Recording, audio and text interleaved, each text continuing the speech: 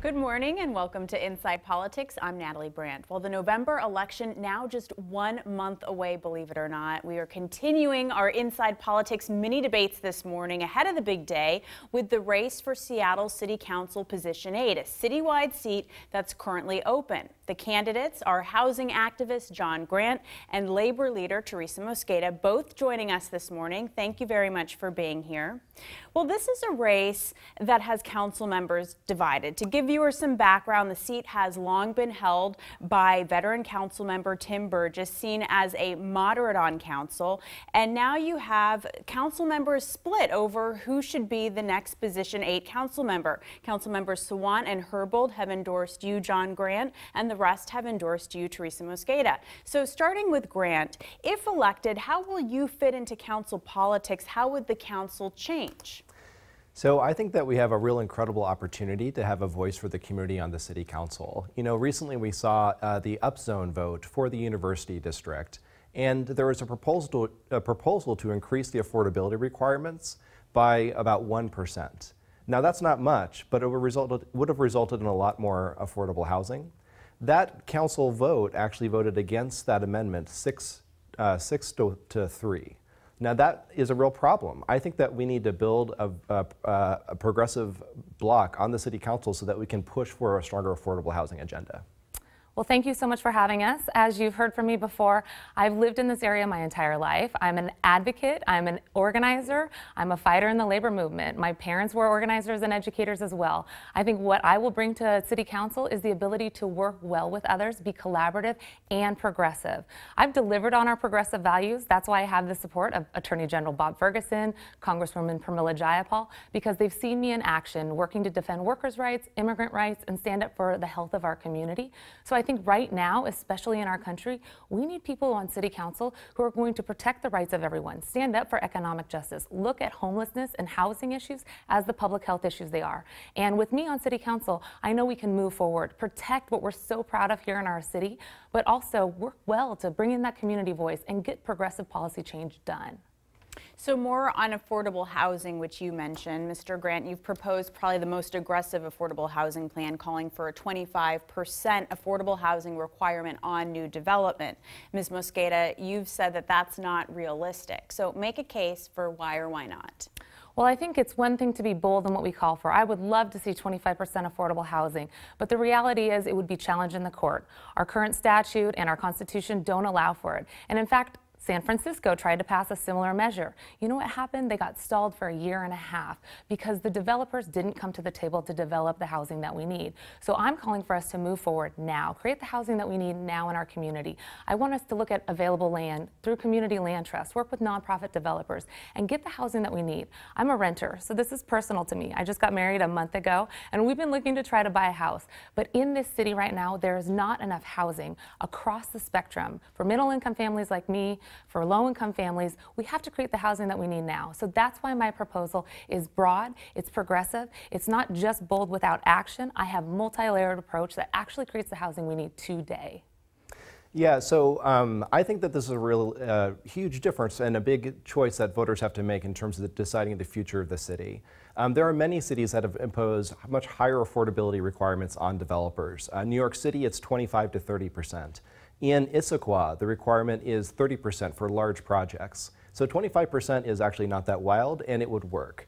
The problem is that this really comes about who you're going to be accountable to. Now, I'm really excited because this means that we can really push an affordability agenda, but you have to look at who's supporting those political candidates. I've taken a pledge not to accept any money from developers. My opponent has accepted donations from folks like Matt Griffin, who's the developer for the Washington State Convention Center. This is the largest real estate deal in our city's history, and my opponent has accepted donations from him.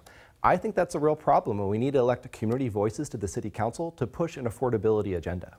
If I could just jump in there, Natalie, I think it is important to look at who's endorsing us. I have over 200 endorsements from across our city, progressive leaders throughout our community who want us to create affordable housing now. If we don't work with nonprofit developers, folks who want to hear the community and the community need, we're not going to create the housing we need. I'm the only Democrat in this race. I have the Democratic endorsement from the King County Democrats, every legislative district, and I have community leaders who are calling for affordable housing. This isn't about painting broad swaths or assigning blame or pointing fingers. We need to work together to create the housing and community assets that we need. And in wrapping the first portion of this mini debate on air, I'm going to give you just a brief closing remark to address this question. You both are considered progressives. I mean, different groups, and the Stranger newspaper has described this as a race that could really divide Seattle's left. So in summary, in about 20 seconds, really describe how you guys are different. So I think that for my part, we're hoping to bring a real community voice to the City Council. Over about 92% of our donations have come from democracy vouchers. And I don't know if folks know this, but this has become the most expensive City Council race for a primary in our city's history. And a lot of that is because hundreds of thousands of dollars of outside money has been spent in support of my opponent. She's accepted donations from downtown developers, and I think that that is the divide. It's not about who's more progressive, it's about who you're answerable to.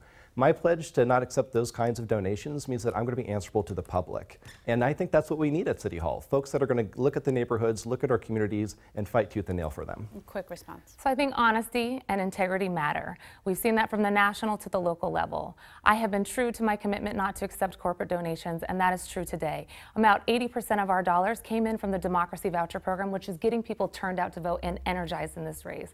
I have over 200 endorsements from folks who are not only progressive, but they work well with others. I have over a dozen small businesses throughout our city that want that voice on council because they know they're going to be heard. I have advocates for seniors and kiddos who want to stand up and create a community that's thriving, that's healthy. I think it's important to bring lived experience to council. I'm a woman, I'm a person of color, and in a year where we see record numbers of women and people of color standing up to run, this is what it looks like to make sure that our voice is represented on council and that we bring a healthy, collaborative approach to how we govern right here in the city of Seattle. So picking back up our conversation, currently the mayor and city council are negotiating the $5.6 billion city budget. So if you were on council today, what changes would you propose? Starting with you, Mr. Grant. So one of the big opportunities that we have is to really get a head start on addressing our homelessness crisis. We are seeing a situation where we're sweeping people from corner to corner to corner, and quite frankly, those people exist. We need a place to put them. We need to get them inside. So what I'd like to see in the city budget is to bring back the employee hours tax to go towards affordable housing. That's something that we could decide this year and bring in tens of millions of dollars to build permanent affordable housing. And what is that tax for folks who aren't It is, yeah, good question. It's a tax on corporations, basically. It's a business tax, yeah. We're going to get to more on that in a second, but your response. I'd be interested to hear how that happens through the budget because I'm pretty sure that's an initiative that he's talking about. What I'd like to do in the budget, if elected, is actually move forward with creating the supportive services that we know homeless folks need. They need mental health counseling, substance abuse counseling, and case management services. The folks that I've talked to who provide the health services, to provide direct services, say it's not just a room, not just a door. We need to make sure that folks have the comprehensive, holistic health services that they need. I just came this morning from a memorial service from the Seattle firefighters who put 4 more names onto the wall down in Occidental Park. And they talked about how they get called to emergency services, but they also are split between having to respond to so many folks who are calling 911 because of emergency services needed to be provided to the homeless population. That's not what 911 is supposed to do. We shouldn't have our firefighters having to act as primary care providers. So I think the budget could actually invest in medical units, additional comprehensive services that would allow for paramedics to go out with a case manager and provide the needed services to our homeless population at the right time, at the right place, with the right person, in addition to the permanent supportive housing that couples with case management services, permanent supportive housing that has mental health and substance abuse services. So you touched on what was going to be my follow-up, which is currently we have about about $63 million allocated to homeless spending in the current budget. How would you spend those dollars differently? Ms. Mosqueda just gave a couple of ideas. What would you do differently? You know, I used to work at an agency called Solid Ground, which is a social service provider, and I've done homelessness prevention services, and that's been my life's work is around those issues. And what we know is that, you know, we're spending a lot of money and not getting a lot of results. I think that what I would like to see for our human services budget to take a step away from what's called the rapid rehousing program. This is where they take a homeless family, put them in a market rate unit, like $2,000 a month. They have a shallow subsidy, and then that subsidy goes away. It sets people up for an eviction because a homeless family can't afford market rate rents. We are gearing up to spend millions of dollars for these programs, and I'm not convinced that they work in Seattle when the rents are as high as they are. So I'd like to repurpose those funds to create more permanent, affordable housing. I think that that is the best use of our dollars. So now to small business or business in Seattle overall. The business community here has sometimes criticized City Council for regulations that what they say make it difficult to do business in the city. And I've heard small business owners say that they feel like they don't have a seat at the table. Do you think that's the case, and what would you do to change that?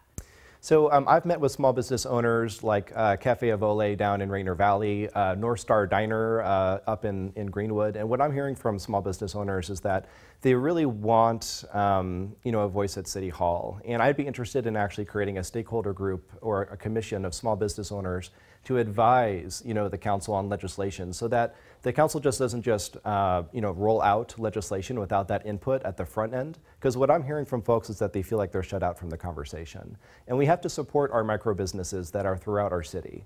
These are businesses that have 4 or 5 employees, but they are the cultural anchors that make our neighborhoods the interesting and unique places that they are. So I think we need to do more to support them. Ms. Mosqueda. Well, I've met with folks at Ventures and at Main Street Alliance, about a dozen small businesses throughout our city, most of whom are women-owned businesses. And what they tell me is they want to be heard. Much like our communities of color and our low-income communities, I want to make sure that small businesses also have their voice heard in city council policies. That's why I'm interested in advancing a few policies that I've heard directly from small business owners, like making sure there's additional capital grants so that people can get their business off the ground within the first 3 years, like making sure that there's additional technical assistance and somebody to help them through the regulation process. That's why I'm calling for an office of small business, a liaison into our community. I'd like us to do what Portland is doing. They have a Portland Mercado, which allows for people to create their goods, their crafts, their food, and then sell it in small tiendas. That's why I think that as we create the city of the future with all the cranes that are in our downtown core, actually incentivizing the creation of small square footage so that more small businesses can get their business off the ground, especially our women and people of color business owners. Do you agree with the criticism by some that Seattle City Council is not friendly enough to business? I think that many are saying that they want to have their voice heard. So similar to what I hear from low-income communities and communities of color, people want more opportunities to engage with City Council. And first and foremost, they want those ideas to be generated from the community up, not the reverse. And that's how I've always done coalition building. From working to pass the minimum wage and sick leave initiative to helping to pass health coverage for all kids in our state, we did that by working directly with those affected, then drafting the policy and passing it. That's what I will do with all our small businesses in Seattle. And Mr. Grant, you've proposed a tax on corporations like Amazon. So given that proposal, how do you think you could also be friendly to all business in Seattle? Yeah, I mean, I think that there's real opportunity to support small businesses, but we have to also acknowledge that for those very large companies like Amazon, Expedia, they are having an enormous impact on our infrastructure. So I think that you know, Seattle gets to benefit from this economic growth, but it also gives the city some leverage to make sure that those private companies are paying their fair share, so that our transportation system isn't being overtaxed by you know, having too many riders, that our housing market isn't getting, you know, flooded with you know, wealthier folks. I think that we want to accommodate for those people to come into the city, but that means requiring affordable housing. That means putting you know, these progressive taxes on private companies so that we can expand our bus services, so that our city doesn't get choked. Mm-hmm. And you've expressed earlier in this debate that you think that that proposal taxing big corporations is unrealistic. Well, I think that it doesn't give us the revenue that we need right now. What he's talking about is an initiative to the people. What I would like to do is actually act with the tools that we have as city council members now to get the revenue to create affordable housing and to generate more housing options in our community. That's why I've called for us to bond against existing housing levy dollars, which some other council members have supported, like Councilmember Herbold. I've called for us to also bond against future MHA dollars, and I think that gives us the money now. Aside from bonding, your stance on the idea of impact fees? Oh, I think that impact fees are something that we should look at. If we have a growing city, we are growing up, we need to actually make sure that the infrastructure below our city level streets meets our needs, our sewers, our sidewalks, our streets. But we also have to realize that it's not going to happen immediately. I want every piece of revenue that we can get at this city. I want it to be more progressive. Tim Eyman's legacy is still living alive and well in this city and in our state. We have to push for more progressive revenue, which I will also do at the state level when it comes to an income tax and a tax on capital gains. So I'm absolutely interested in looking at impact fees. I would support that. But what I really want to do is look at the revenue that we can get now as city council members. And if I could respond to that. So what my opponent is proposing is a bond. A bond is a loan. I mean, it's not a new revenue source. The housing levy already exists. And so what we know is that there are 4,000 people sleeping outside unsheltered. What we need to do is to build thousands of units of deeply affordable housing if we're going to address this problem. We know that the Trump administration is not going to be here to help, they're here to hurt. But the state of Washington is not going to come in and help us either. We have to create local revenue sources to deal with this crisis because we need to treat it like a crisis. My proposal would bring in $160 million a year to build 5,000 units of deeply affordable housing in 5 years. That would effectively end unsheltered homelessness. I've been a homelessness advocate my entire life.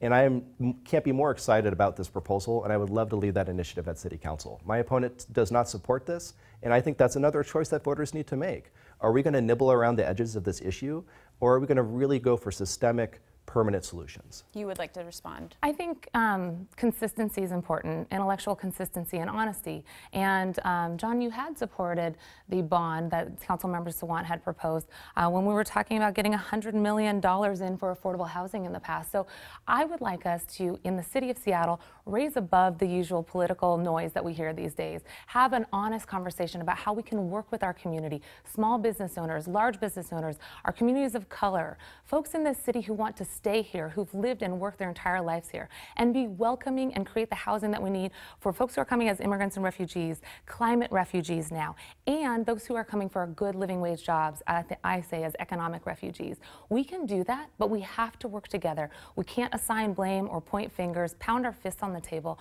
It means working together. That's why I have the support that I do. Broad coalition support, calling for us to move forward and not just get stuck in the rhetoric or get sucked into the mud. So I'm not a lobbyist. I don't have the political connections that my opponent has. That's certainly true. I come from the community. I've been a neighborhood activist. I think that there's more that we can do to address these problems.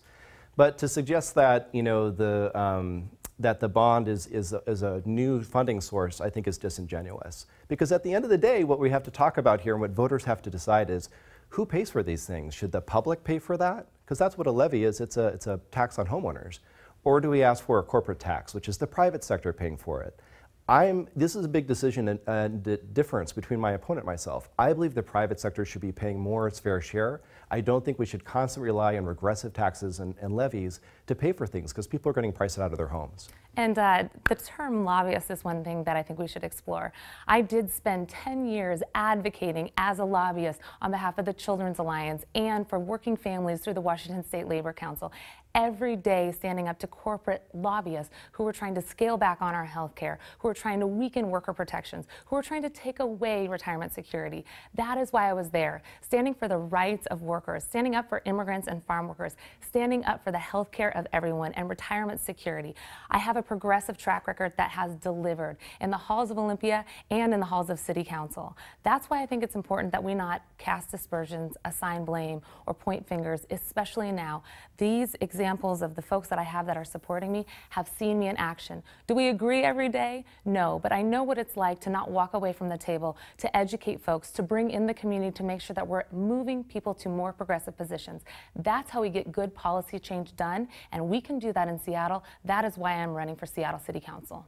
A couple more of the hot topics. Key Arena versus Soto. I want you to elaborate and kind of drill down into where you stand on the current proposals being looked at.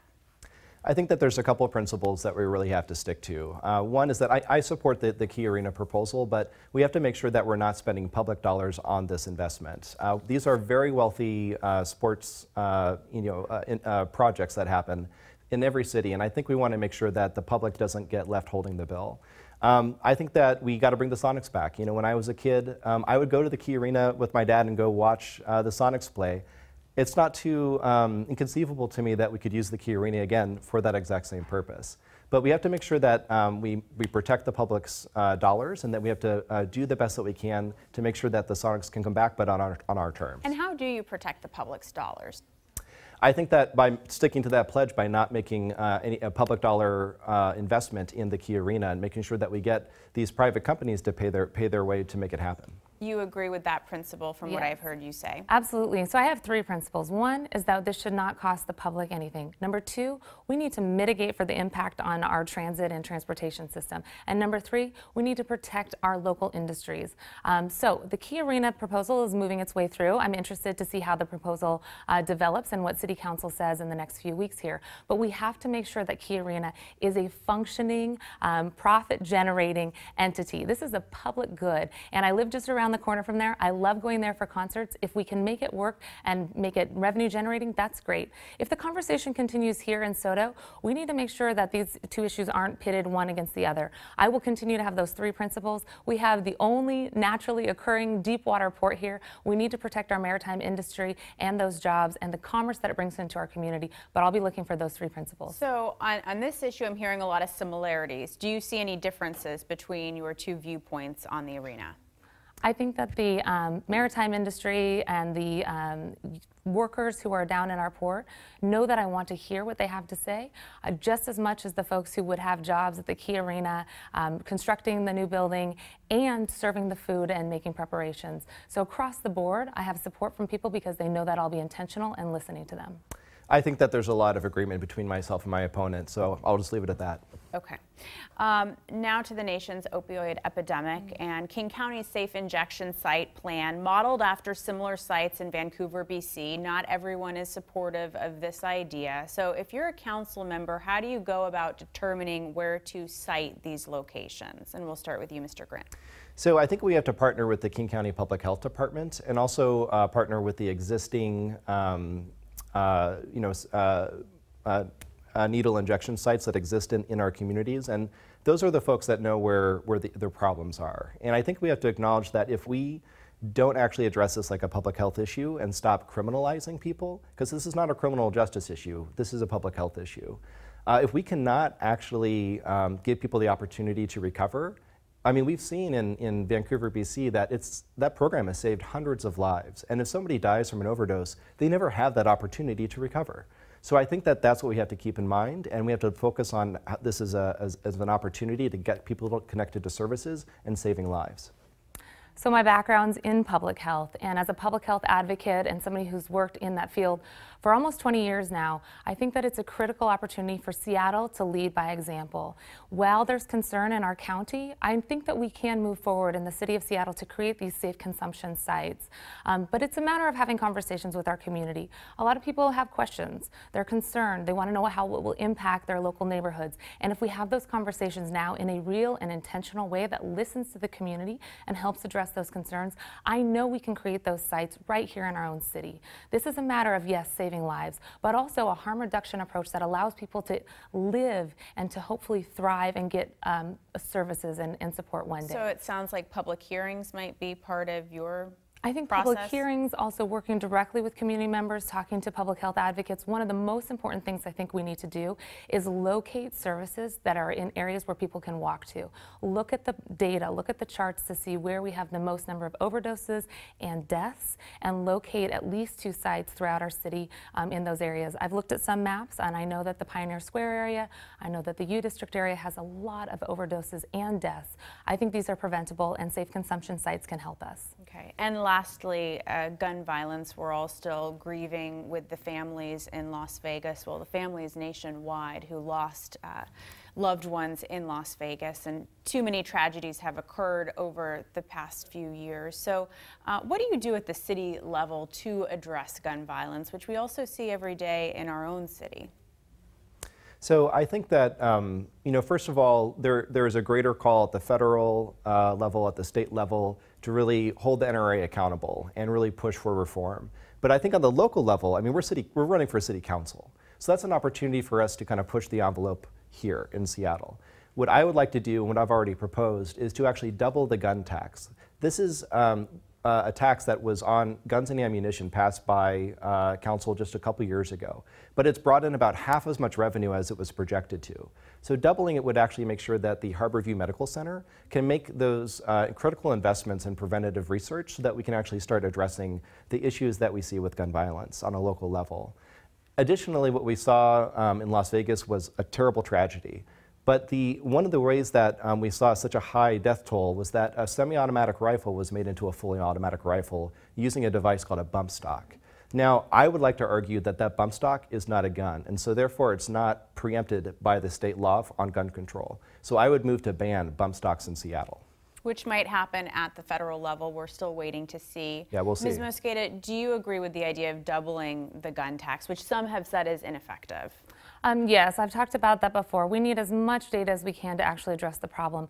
I actually am the only candidate in this race with the sole endorsement from the Alliance for Gun Responsibility. They've been working with me over the last few years, and I want to work with them as a city council member to make sure that we protect our community from gun violence, from assault, and from suicides.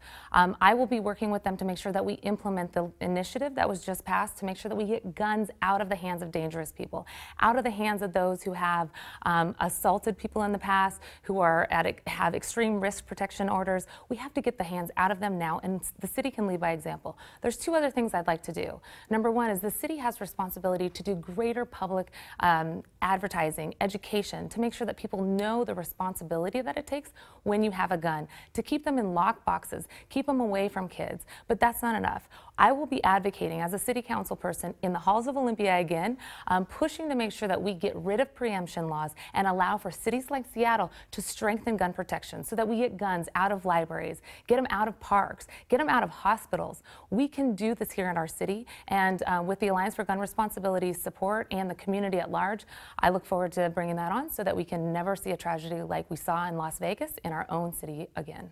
And just out of fairness and in wrapping up this great discussion, thank you both for being here. Ms. Mosqueda, you've brought up a lot of different endorsements throughout this debate, so I want to give you the opportunity, Mr. Grant, to just name maybe some of the endorsements you're most proud of, just to keep things fair. You know, one of the endorsements I am most proud of is former council member Nick Licata, and I'll tell you why.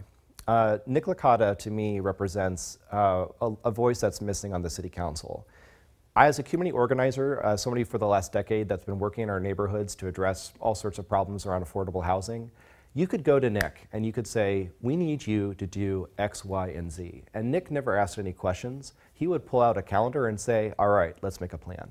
And that's the kind of voice that I want to be on city council. I don't have as many political connections as my opponent, that's true. I've not been a lobbyist in Olympia for 10 years. I've been here in Seattle, organizing, building power with the community to respond to the urgent crisis that we are seeing from development pushing out low-income seniors and families out of our city. And that's the kind of leadership I'd like to bring at City Council. So thank you again for having us. I think it's really important that we continue to push for Washington State and the city of Seattle to have a higher standard when it comes to our politics and politicians. I've never thought about being a politician. It was really last year's election that spurred me to want to run after hearing from our community that they wanted me to step up after council member, and now Mayor Burgess had decided not to run. And the reason that I think it's so important is that I work every day with our community, every day organizing with seniors and kids, with folks who are firefighters, who are teachers, who are child care providers, long-term care providers, people who are breaking their back and sometimes giving their life to stand up for protecting our community. That is what I want to do on City Hall. Bring that voice to council. Make sure that we address the crisis of homelessness and lack of affordable housing as a collaborative public health issue that I know we can solve. Make sure that we create greater economic stability, especially for women in the workforce, by creating affordable child care for every family in this city. No one should pay more than 10% of their income. And I'll be fighting for equal pay for equal work because I'm tired of women making 78 cents on the dollar. This is what it means to be progressive progressive, be proactive, and be collaborative. I am bold in my principles. I have delivered on those principles, and that is why you see the level of endorsements that I have. This is what it means to be a community organizer and keep relationships so that we can create progressive change. I will hold myself accountable to the same standards that I hold other electeds accountable who have endorsed me, to stay true to their promise, stay connected to community, and always be pushing for progressive change. And because you got a closing statement, I'll give you a brief, just summary closing statement. You know, for the last 10 years, I've been a community organizer here in Seattle, and we've accomplished a lot. Through that work, I helped stop, the Seattle Housing Authority from imposing a 500% rent increase on low-income housing tenants in public housing. I worked with the tenants at the Lock Haven apartment in Ballard who were facing displacement by developers. I have been working in this community to fight for affordability and fight for community. And I think that that's the voice we need at City Hall. Someone that you can call and will be there with you, arm in arm, so that we can make sure that Seattle is affordable and livable for everyone. All right, well, ballots go out soon. Decision day just around the corner. Thank you to you both. I know the debate will continue in the weeks ahead, but I really appreciate you guys coming into King 5. Thank you so much. Thank you very much. Appreciate it.